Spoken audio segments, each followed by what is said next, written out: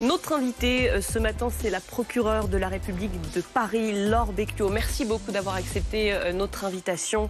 On va revenir sur ces intoxications alimentaires très graves dans l'Aisne, dans la région de Saint-Quentin. On est également avec Pauline Revenat, chef du service police-justice, avec Margot de Frouville du service santé et Aurel Gage, notre consultant santé également pour BFM TV. Des intoxications qui ont causé la mort d'une adolescente. On le rappelle, le bilan, il évolue. Quel est le bilan ce vendredi matin ? Alors aujourd'hui, le nombre de victimes augmente, mais il ne faut pas évidemment que vos téléspectateurs se disent que la bactérie continue de progresser. Nous sommes à l'heure actuelle à 25 victimes.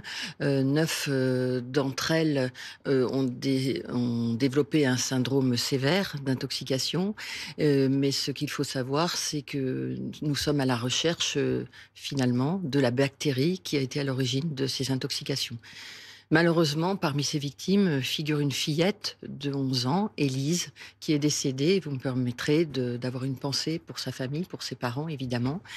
Et puis de dire que nous avons tout à fait conscience, au niveau du parquet et des services enquêteurs, de l'angoisse dans laquelle se trouvent également les autres familles qui sont en attente des résultats et de la détection de l'origine de cette bactérie Est-ce qui qu'on sait si cause ces syndromes importants. Est-ce qu'on sait si cette fillette présentait des fragilités, cette fillette qui est décédée ?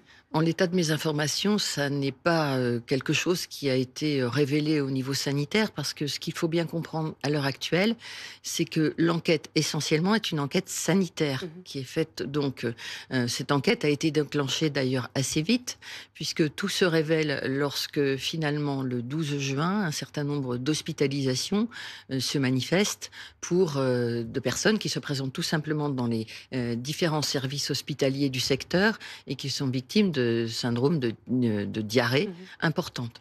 Et donc là, immédiatement, parce que c'est comme ça que notre pays est organisé, il y a une enquête de santé publique qui est déclenchée. Et cette enquête de santé publique consiste à faire des prélèvements. Ces prélèvements sont ensuite au gré de l'arrivée des malades analysés. Et ce à quoi on procède, c'est ce qu'on appelle un séquençage du génome de la bactérie. C'est finalement trouver, si je devais faire une comparaison, l'empreinte digitale de la bactérie. On va revenir sur l'enquête, effectivement, qui est en cours, mais d'abord quand même sur les victimes. Donc on en est à 25 personnes contaminées ce vendredi matin. C'est 2 nouveaux cas, c'est ça ? 2 nouveaux cas Alors, liés. encore une fois, ce que je précise, c'est 2 nouveaux cas, pas forcément parce que, je dirais, il y a encore accès peut-être aux produits contaminants, mais parce que le développement des symptômes peut se situer facilement sur une dizaine, voire quinzaine de jours. Et de surcroît, si tant est que l'enquête sanitaire ait pisté la bonne origine de cette bactérie, c'est-à-dire une consommation de viande, eh bien, on peut aussi imaginer que des personnes achètent de la viande et la consomment dans un temps en décalage. Donc c'est le moment, le point de départ des symptômes, c'est le moment de la consommation du produit susceptible d'être porteur de cette bactérie. Et là, c'est une recherche de traçabilité que va chercher à déterminer le pôle de santé publique. Pourquoi est-ce que Paris est saisi alors que ça a commencé à Saint-Quentin ? Pourquoi est-ce que ça arrive à Paris ? Et comment est-ce qu'on va faire pour remonter cette filière ? Le pôle de santé publique de Paris s'est saisi tout simplement en raison de la complexité des investigations qui s'annoncent. C'est-à-dire que lorsqu'on est dans ces phénomènes d'intoxication alimentaire collective, eh bien, c'est vrai que les investigations à la fois sanitaires, mais plus spécifiquement judiciaires, sont complexes. On va effectivement faire la traçabilité de la bactérie, essayer de trouver l'origine de cette bactérie, ensuite identifier les boucheries, si tant est, encore une fois, que nous soyons en confirmation de ces éléments, d'où a pu provenir cette bactérie. Donc là, d'ores et déjà, par exemple, il y a eu des prélèvements dans un certain nombre de boucheries de la région de Saint-Quentin, qui ont consisté non seulement à de faire des prélèvements sur les produits alimentaires, mais par exemple sur les surfaces. Donc tout cela va conduire à l'analyse de ces prélèvements. Chaque prélèvement va faire l'objet lui-même, encore une fois, d'un séquençage du génome de la bactérie. On va voir si toutes les victimes sont liées par cette même bactérie. Et ensuite, on va rechercher l'origine.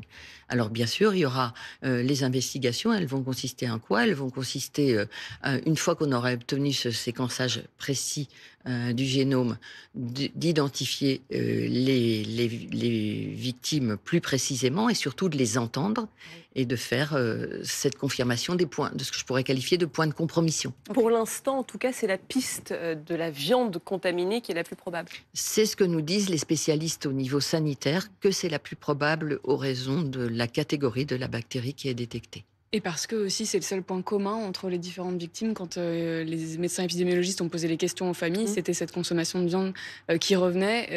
Après, ça a permis de savoir où ils les avaient achetés pour identifier les boucheries. Selon nos informations, le séquençage génomique de la bactérie, il a été fait pour ce qui est des prélèvements réalisés sur les patients. Donc ça, c'est un premier élément. À côté de cela, il y a les prélèvements qui ont été effectués, en effet, notamment sur les produits alimentaires. Et ça, le but du jeu, c'est de voir, c'est un code barre à peu près unique pour la bactérie, c'est de voir si les deux coïncident, ce qui permettra de faire le lien de causalité de manière formelle.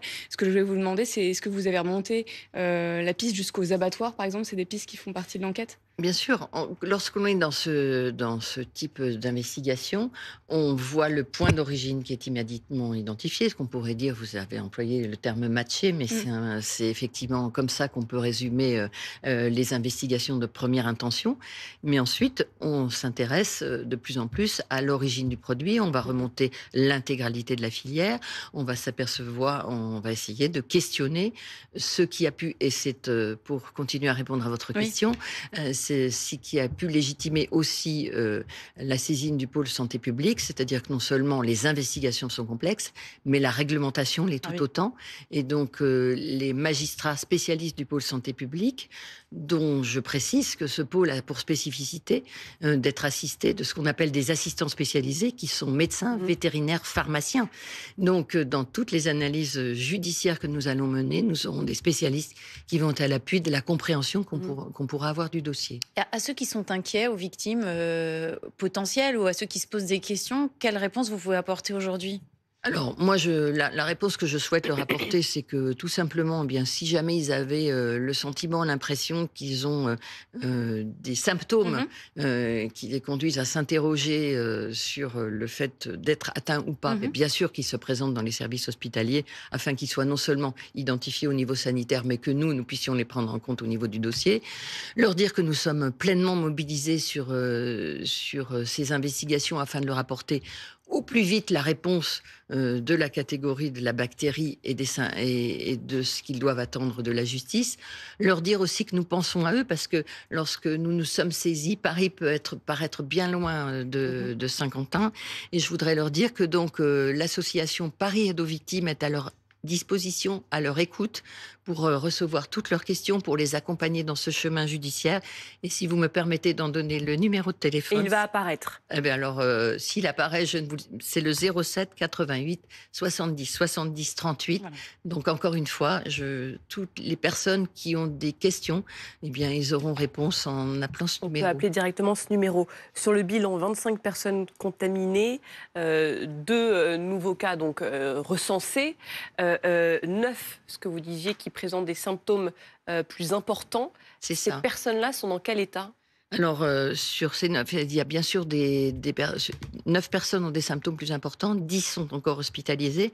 Alors, les symptômes, la caractéristique de ce symptôme, c'est ce qu'on appelle le syndrome hémolytique et urémique. Et ça a pour caractéristique de déclencher des problèmes rénaux significatifs. Si je devais décrire ce qui se passe, une forme d'attaque des globules rouges qui du coup, provoque des symptômes rénaux très importants. Est-ce que leur pronostic vital est engagé ?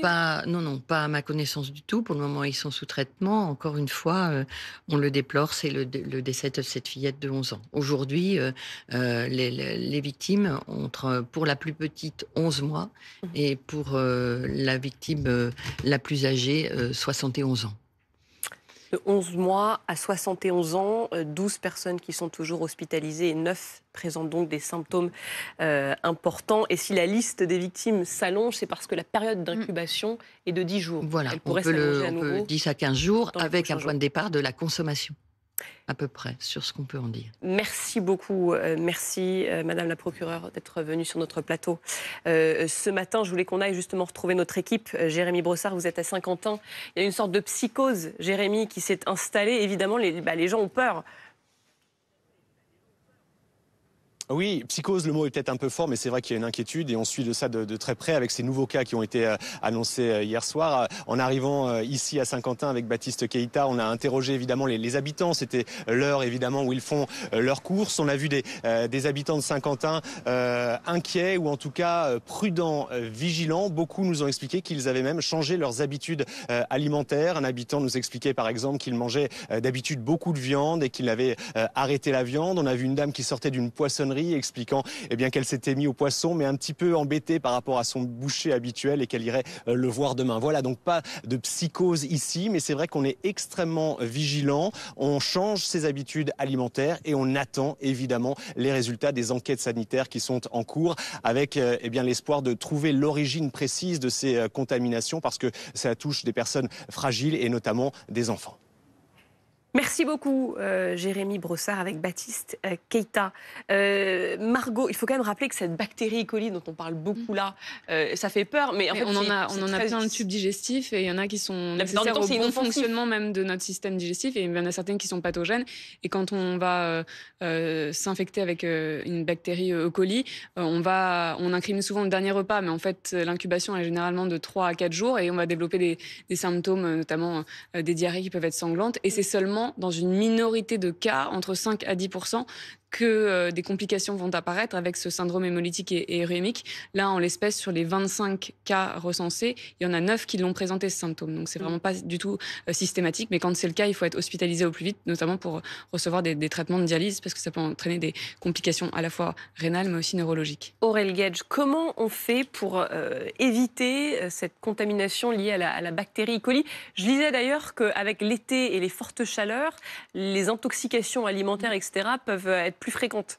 Le problème qu'on a pendant les périodes d'été, ça va être le fait que, il va y avoir plus souvent une rupture de la chaîne du froid, là où lorsque vous avez un morceau de viande contaminé ou un aliment qui est contaminé, vous allez favoriser la prolifération de bactéries. En favorisant la prolifération de bactéries, vous vous exposez au risque vous avez plus de chances de développer des symptômes.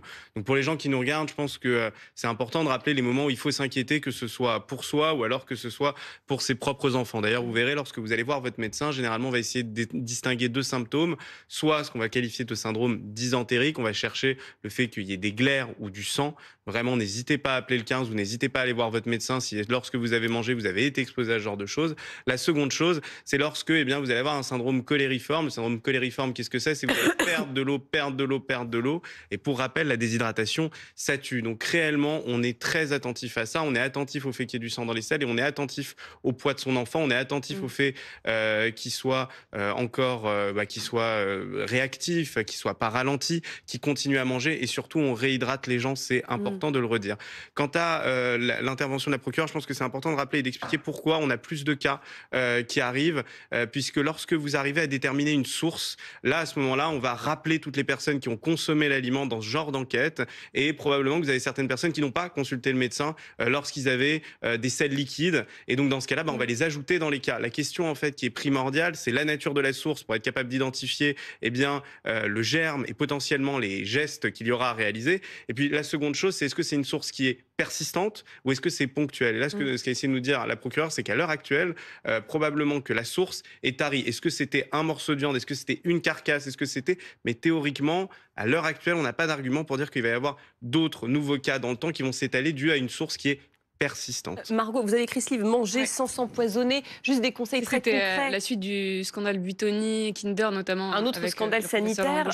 Par exemple, je sais pas, les produits surgelés, vaut mieux les acheter en dernier, c'est ça? Il y a surtout des conseils simples pour rassurer tout le monde. Cette bactérie E. coli, elle ne survit pas à la cuisson. Donc au-delà de 70 degrés, une cuisson à cœur, on élimine tout risque. Donc ça, c'est des choses assez faciles à savoir. De même que quand vous coupez, vous préparez le barbecue cet été, n'utilisez pas le même couteau pour la salade de concombre et de tomates et pour, par exemple, le poulet cru, parce qu'il y a une bactérie qui s'appelle Campylobacter. Et question, les fromages au lait cru, est-ce qu'on les donne aux enfants? Pas avant 5 ans. Et même, parfois, on dit même pas avant 10 ans, ça dépend. Mais donc, il y a des moyens de limiter et il faut juste savoir. Merci beaucoup. Merci Margot. Merci Aurel.